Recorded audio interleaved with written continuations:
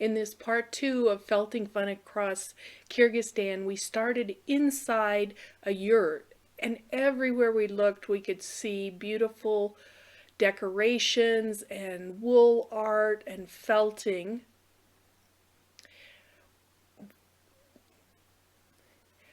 Our first demo was weaving those straps that supports the various wooden slats of the frame of the yurt. And then we got to look at these twisted reed paintings. Amazing work. You can see a special reed. And then we received a demo on how those are done. The drawing is created, and then they do it reed by reed. And there you can see the wool being wrapped around the individual reed, which is then attached to the painting in sequence.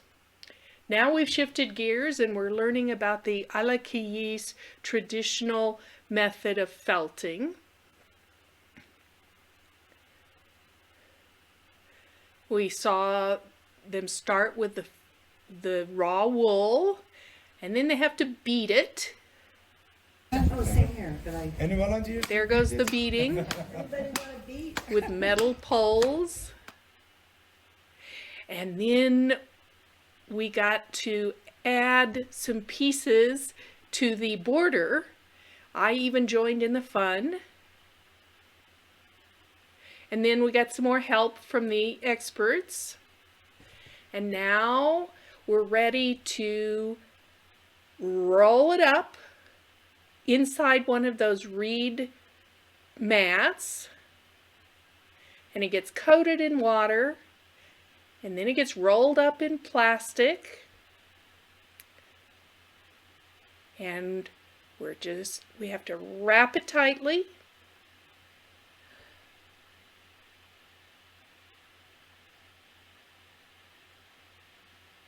There it goes. It's almost ready. And now it's time for the men of the group to roll it and stomp it and punch it. And that goes on for 15, 20, 30 minutes until the experts decide it's ready. We unroll it.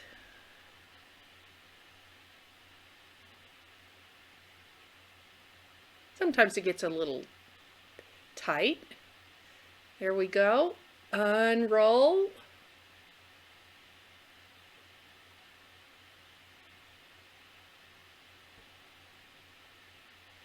And there's our creation. But wait, we're not done yet. Need some more elbow grease from the experts.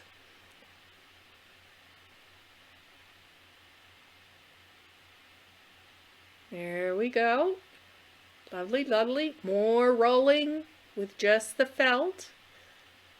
Elbow work.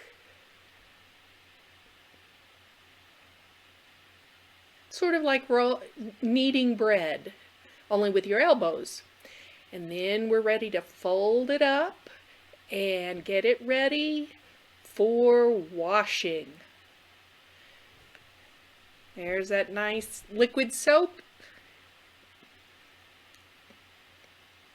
And there's our beautiful creation. And there's all the people who participated in its creation. Now we're shifting gears to the applique style.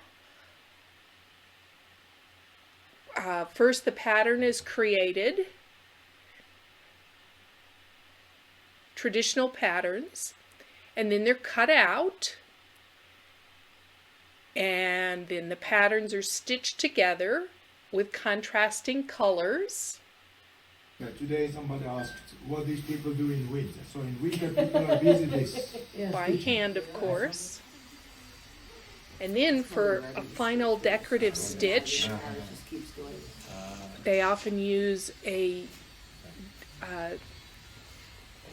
double color twisted, two color double ply thread to create an accent applique stitch on top that gives it a beautiful finish.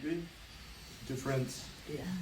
There you can see the two color thread and a close-up.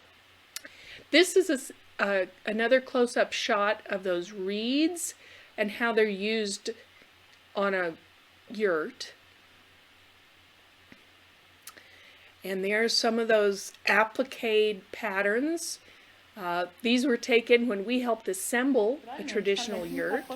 And our final felting stop was where we watched needle felting for a Japanese company, where the ladies were producing these wonderful little needle felted critters. And that's the end of our whirlwind tour. Join us next week for part 3, when we'll do felting silk with 7 sisters in Bishkek. See you then.